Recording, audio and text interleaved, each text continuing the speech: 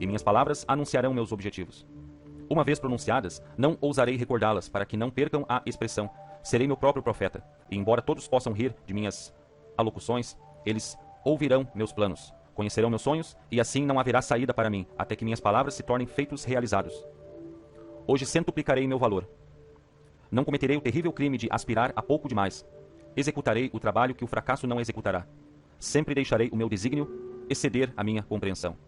Jamais me contentarei com o meu desempenho na feira. Sempre elevarei meus objetivos tão logo os atinja. Sempre me esforçarei para fazer a próxima hora melhor do que a hora presente. Sempre anunciarei meus objetivos ao mundo. Contudo, jamais proclamarei minhas realizações. Deixarei, ao contrário, que o mundo se aproxime de mim com louvores e que eu possa ter a sabedoria de recebê-los com humildade. Hoje centuplicarei meu valor. Um grão de trigo, quando centuplicado, produzirá centenas de talos. Centuplique-os 10 vezes, e eles alimentarão todas as cidades da terra. Não sou eu mais do que um grão de trigo? Hoje centuplicarei meu valor. E feito isso, repetirei a façanha e repetirei de novo, e haverá espanto e estupefação diante de minha grandeza, assim que as palavras destes pergaminhos se cumprirem em mim.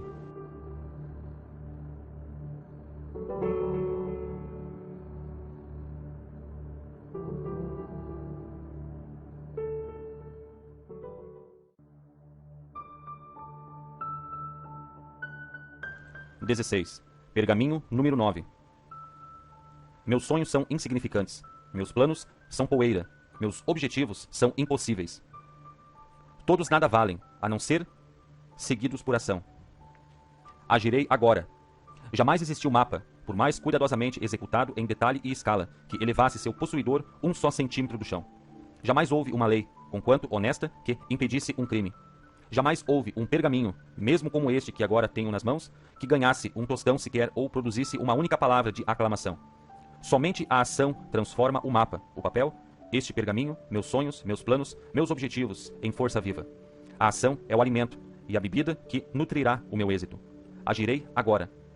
Minha acomodação, que me atrasa, nasceu do medo, e agora reconheço este segredo tirado das profundezas de todos os corações corajosos. Agora sei que, para vencer o medo, devo sempre agir sem hesitação, e as hesitações do meu coração desaparecerão. Agora sei que a ação reduz o leão do terror à formiga da equanimidade. Agirei agora. De hoje em diante, relembrarei a lição do vagalume, que acende sua luz apenas quando voa, apenas quando está em ação. Tornar-me-ei um vagalume, e mesmo durante o dia, meu fulgor será visto, apesar do sol. Que os outros sejam como borboletas, que alisam suas asas, mas dependem da caridade de uma flor para viver. Serei como o vagalume, e minha luz iluminará o mundo. Agirei agora. Não evitarei as tarefas de hoje e não as deixarei para amanhã, pois sei que o amanhã jamais chega. Deixei-me agir agora, mesmo que minhas ações possam não trazer felicidade ou êxito, pois é melhor agir e fracassar do que não agir e atrapalhar-me. A felicidade, em verdade, pode não ser o fruto colhido pela minha ação, mas sem ação, todo fruto morrerá na vinha. Agirei agora. Agirei agora, agirei agora, agirei agora. De hoje em diante, repetirei essas palavras sempre e sempre, cada hora, cada dia, até que elas se tornem um hábito como minha respiração e as ações que se seguirem tornem-se tão instintivas como o piscar de meus olhos. Com estas palavras, posso condicionar minha mente a executar tudo que seja necessário ao meu êxito. Com estas palavras, posso condicioná-la a enfrentar todos os desafios que o fracasso evita. Agirei agora. Repetirei essas palavras sempre e sempre. Ao acordar, eu as pronunciarei e pularei da cama, enquanto o fracasso dorme 1 hora mais. Agirei agora.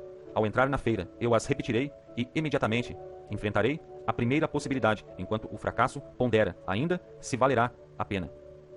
Agirei agora. Ao encontrar uma porta fechada, eu repetirei as palavras e baterei enquanto o fracasso espera lá fora com medo e agitação. Ao me defrontar com a tentação, eu as repetirei outra vez e agirei imediatamente para afastar-me da maldade. Agirei agora. Ao ser tentado a desistir e recomeçar amanhã, eu as pronunciarei e imediatamente agirei para consumar outra venda. Agirei agora. Apenas a ação determina meu valor na feira e, para multiplicar meu valor, multiplicarei minhas ações. Andarei por onde o fracasso teme andar. Trabalharei enquanto o fracasso procura descanso. Conversarei enquanto o fracasso permanece calado. Visitarei 10 que podem comprar minhas mercadorias, enquanto o fracasso faz grandiosos planos para visitar 1. Direi que está tudo consumado antes que o fracasso diga que é tarde demais. Agirei agora, pois o agora é tudo que tenho. O amanhã é o dia reservado para o trabalho do preguiçoso. Eu não sou preguiçoso. O amanhã é o dia em que o mal se torna bom. Eu não sou mau. O amanhã é o dia em que o fraco se torna forte. Eu não sou fraco. O amanhã é o dia em que o fracasso terá êxito. Eu não sou um fracasso. Agirei agora. Quando o leão está faminto, ele come. Quando a águia tem sede, ela bebe. Se não agem, ambos correrão perigo. Sinto fome de êxito, sinto sede de felicidade e paz de espírito. Agirei para não correr perigo numa vida de fracasso, de miséria e de noites indormidas. Eu ordenarei e obedecerei às minhas próprias ordens. Agirei agora. O êxito não esperará. Se eu retardo, ele se compromete com outro e eu o perco para sempre. Esta é a hora. Este é o lugar. Eu sou o homem. Eu agirei agora.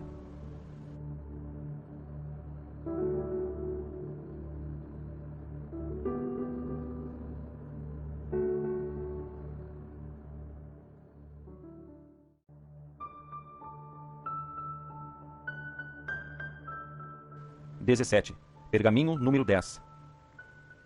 Quem tem a fé tão pequena que, em momento de grande desastre ou agitação, não haja clamado a seu Deus? Quem já não gritou quando confrontado com o perigo, a morte ou o mistério além de sua compreensão ou experiência normal? De onde vem esse profundo instinto que escapa da boca de todas as criaturas vivas em momentos de perigo? Mova rápido sua mão ante os olhos de alguém e ele irá piscar. Dê uma pancadinha logo abaixo do joelho e sua perna irá pular. Confronte alguém com um negro horror na face e ele dirá, meu Deus, levado pelo mesmo impulso. Não necessito permear minha vida de religião a fim de reconhecer este grande e maior mistério da natureza. Todas as criaturas que andam sobre a terra, inclusive o homem, possuem o instinto de gritar por socorro. Por que possuímos esse instinto, esse dom? Não são nossos gritos uma forma de súplica? Não é compreensível, num mundo governado pelas leis da natureza, que uma mente grandiosa, a parte de dar ao cordeiro, à mula, ao pássaro, ao homem, o instinto de gritar por socorro, tenha também permitido que o grito fosse ouvido por algum poder superior capaz de ouvir e atender ao grito de socorro? De hoje em diante, eu suplicarei, mas meus gritos por socorro serão apenas pedidos de orientação. Jamais suplicarei pelas coisas materiais do mundo. Não peço ao criado que me traga comida. Não determino ao hospedeiro que me dê um quarto. Jamais buscarei dádivas de ouro, amor, saúde, vitórias mesquinhas, fama, êxito ou felicidade. Suplicarei apenas por orientação para que eu venha a saber a maneira de adquirir estas coisas e serei sempre atendido em minha súplica. A orientação que busco pode chegar como pode não chegar, mas não são ambas uma resposta? Se uma criança busca pão com seu pai e não encontra, não deu o pai uma resposta? Suplicarei por orientação e suplicarei como um vendedor, desta maneira. Ó Criador de todas as coisas, ajudai-me, pois hoje saio pelo mundo nu e só, e sem vossa mão para orientar, desviar-me-ei do caminho que conduz ao êxito e à felicidade. Não peço ouro ou roupa, ou mesmo oportunidades segundo minha capacidade, mas orientação para que possa adquirir capacidade segundo minhas oportunidades. Ao leão e à águia ensinastes a caçar e a prosperar com os dentes e as garras. Ensinai-me a caçar com palavras e a prosperar com amor, para que eu possa ser um leão entre os homens e uma águia na feira. Ajudai-me a permanecer humilde nos obstáculos e fracassos, mas não oculteis dos meus olhos o prêmio que virá com a vitória. Conferi-me tarefas para as quais outros fracassarão, mas orientai-me na colheita das sementes do êxito nos fracassos dos outros. Confrontai-me com temores que temperarão o meu espírito, mas dotai-me de coragem para rir de meus receios. Reservar-me dias suficientes para alcançar meus objetivos, mas ajudai-me a viver esse dia como se fosse o meu último dia. Orientai-me em minhas palavras para que elas frutifiquem, mas acautelai-me a língua para que a ninguém difame. Disciplinai-me no hábito de tentar sempre e sempre, mas mostrai-me a maneira de utilizar-me da lei das médias. Favorecerei-me com a prontidão em reconhecer as oportunidades, mas dotai-me com a paciência que concentrará minha força. Banhai-me em bons hábitos para que os maus hábitos se afoguem, mas concedei-me a compaixão pela fraqueza dos outros. Fazei-me sofrer para saber que todas as coisas passarão, mas ajudai-me a contar minhas bênçãos de hoje. Sujeitai-me ao ódio para que ele não seja um estranho, mas enchei minha taça de amor para transformar estranhos em amigos. Mas que todas essas coisas aconteçam apenas segundo vossa vontade. Sou uma uva pequena e solitária, compondo a vinha, mas me fizestes diferente de todas as outras. Em verdade, deve haver um lugar especial para mim. Orientai-me, ajudai-me, mostrai-me o caminho. Deixai-me tornar em tudo aquilo que planejastes para mim quando minha semente foi plantada e escolhida por vós para brotar no vinhedo do mundo. Ajudai este humilde vendedor. Orientai-me, meu Senhor.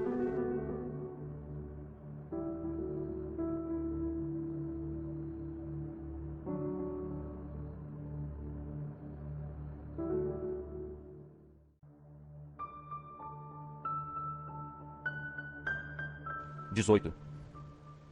E assim sucedeu que Rafide esperou em seu solitário palácio por aquele que iria receber os pergaminhos. O ancião, tendo apenas o guarda-livros de confiança por companhia, contemplava as estações irem e virem, e com a chegada das enfermidades da velhice, ficava apenas calmamente sentado no jardim, coberto. Ele esperou. Ele esperou quase 3 anos após a distribuição de suas riquezas mundanas e da dispersão do seu império comercial. E então, do deserto do Levante, surgiu a figura delgada e coxeante de um estranho que chegou a Damasco e seguiu direto pelas ruas até parar ante o palácio de Rafide. Erasmo, comumente um modelo de cortesia e sobriedade, permaneceu resoluto à porta, assim que o estranho repetiu seu pedido. Eu desejava falar com vosso amo. A aparência do estranho não era de inspirar confiança. Rotas e emendadas com corda estavam suas sandálias, feridas e arranhadas as pernas escuras, chagas em muitos lugares, e do corpo pendia uma frouxa e esfarrapada tanga de camelão. O cabelo estava desalinhado e longo, e os olhos vermelhos de sol pareciam arder. Erasmo segurou levemente a tranca da porta. O que procura com o meu senhor?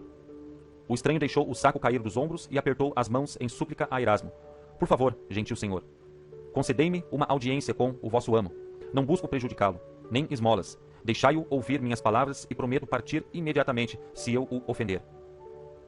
Ainda inseguro, Erasmo abriu lentamente a porta e fez sinal que entrasse. Então virou-se e, sem olhar para trás, encaminhou-se para o jardim com o visitante a acompanhá-lo, cocheando. No jardim, Rafide cochilava, e Erasmo hesitou ante seu amo. Ele tossiu e Rafide moveu-se. Tossiu de novo, e o ancião abriu os olhos. Perdoe-me incomodá-lo, meu amo, mas há uma visita. Despertando, Rafide sentou-se e fitou o estranho que se curvou e falou. Sois aquele que é chamado o maior vendedor do mundo? Rafide franziu a testa e assentiu. Assim fui chamado em anos que agora já passaram. Minha cabeça não mais ostenta essa coroa. O que desejais de mim? O pequeno visitante permaneceu, embaraçado ante Rafide, e passou a mão pelo peito encardido, piscou os olhos e replicou. Sou chamado Saulo, e voltei agora de Jerusalém para Tarso, minha terra natal. Suplico-vos, todavia, não deixeis que minha aparência vos confunda. Não sou um bandido do deserto nem um mendigo das ruas. Sou cidadão de Tarso e também de Roma. Os fariseus da tribo judia de Benjamim são o meu povo e, embora eu seja fabricante de tendas por profissão, estudei com o grande Gamaliel. Alguns me chamam de Paulo. Ele se inclinava para o lado ao falar e Rafide, não de todo desperto até esse momento, acenou com um gesto de desculpas para que ele se sentasse. Paulo assentiu, mas permaneceu de pé. Eu vim a vós em busca da orientação e ajuda que apenas vós podeis dar-me.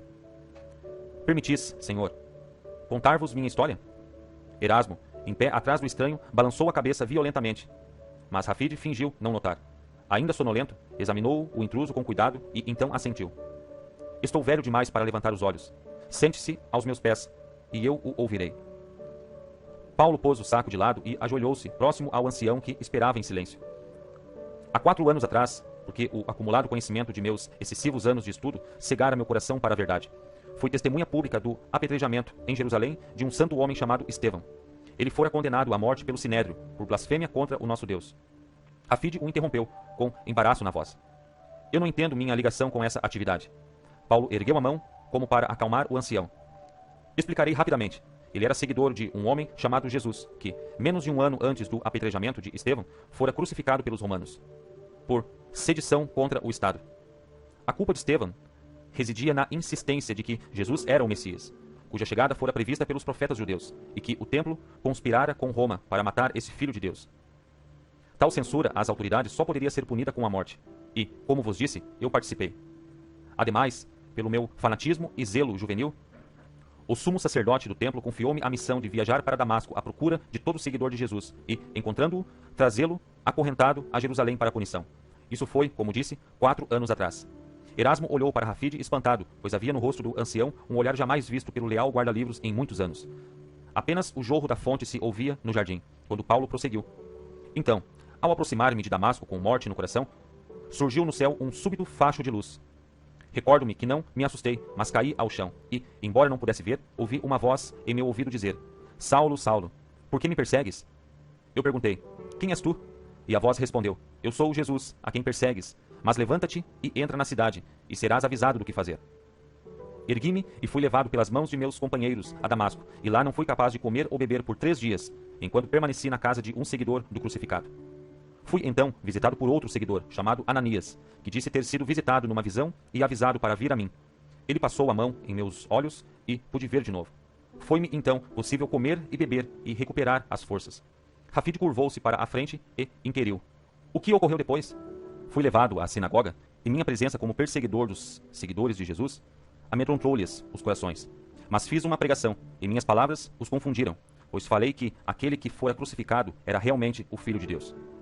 E todos que me ouviram suspeitaram de um truque de minha parte para enganá-los, pois não causara eu matança em Jerusalém? Não pude convencê-los da minha mudança de coração e muitos tramaram a minha morte. Então fugi e retornei a Jerusalém. Em Jerusalém, os acontecimentos de Damasco repetiram-se. Nenhum dos seguidores de Jesus se aproximou de mim, conquanto soubessem de minha pregação em Damasco. Não obstante, continuei a pregar em nome de Jesus. Mas, inutilmente, em todo lugar que falava, despertava o ódio daqueles que ouviam. Até que um dia fui ao templo e, no pátio, enquanto assistia à venda de pombos e cordeiros para o sacrifício, a voz veio-me novamente. Então, o que disse? Perguntou Erasmo, sem poder se conter. Rafid sorriu para seu velho amigo e fez sinal para Paulo continuar.